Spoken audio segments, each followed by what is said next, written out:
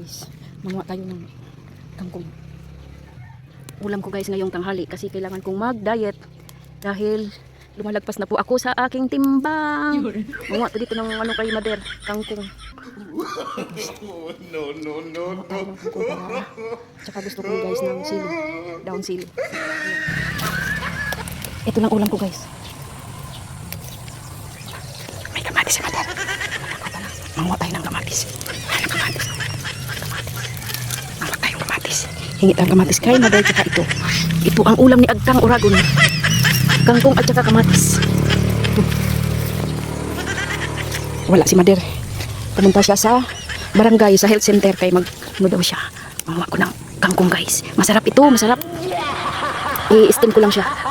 Kasi katatapos lang mag-exercise. Kasi nga, pag hindi ko ginawa yung mag-exercise araw-araw, yung puso ko guys nagkababa.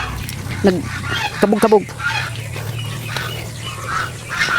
Kasi since napunta po ako dati sa abroad sa Taiwan, so nagkaroon po ako ng heart failure, kaya kailangan pag naramdaman ko na siya na medyo alanganin na yung aking heart, kailangan ko na mag-exercise. Ito. Ayan guys. Ang dami. Ayan. Kasi paborito ko din po yung kangkong. Ito lang ang ulam ko, sapat na. Mabubuhay na ako dito sa probinsya, may ganito lang ako. Kahit siya araw-araw. Ako kaya nakakaubos ng kangkong ni Mader. Pero may tanim naman ako. Ayan, napawisan ako. Shout out sa aking mga followers. Happy lunchtime. Ito lang, tsaka kamatis ang ulam ko. Ito na, okay na to. Okay na to guys. Tapos may isang piraso akong tuyo. Okay na. Shout out po sa inyong lahat. Good morning. Blessed Friday.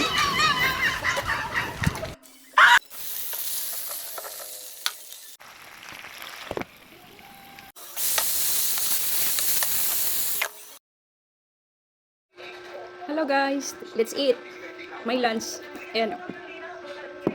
Tara, kain po tayo, kamatis. Hindi ko po ito hiniwa kasi gusto ko yung kinakagat. Sarap. Tapos may tuyo.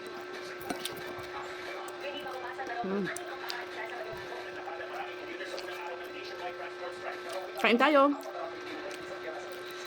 Wala po itong asin, walang kangkong. Kain po tayo.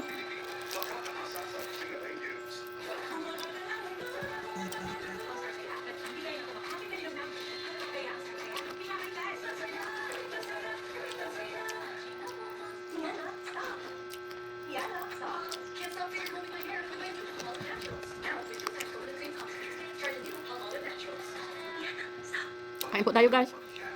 Happy lunch time.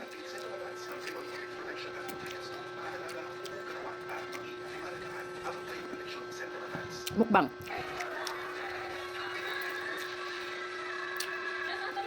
Bye. Cheers. Kalamansi juice po ito.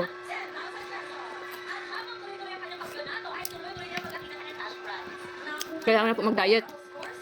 Kasi lumalagpas na po ako sa timbang na kailangan na i-maintain ko yung timbang ko sa 50 o kaya 48. Kasi para hindi po mag-ano yung aking puso.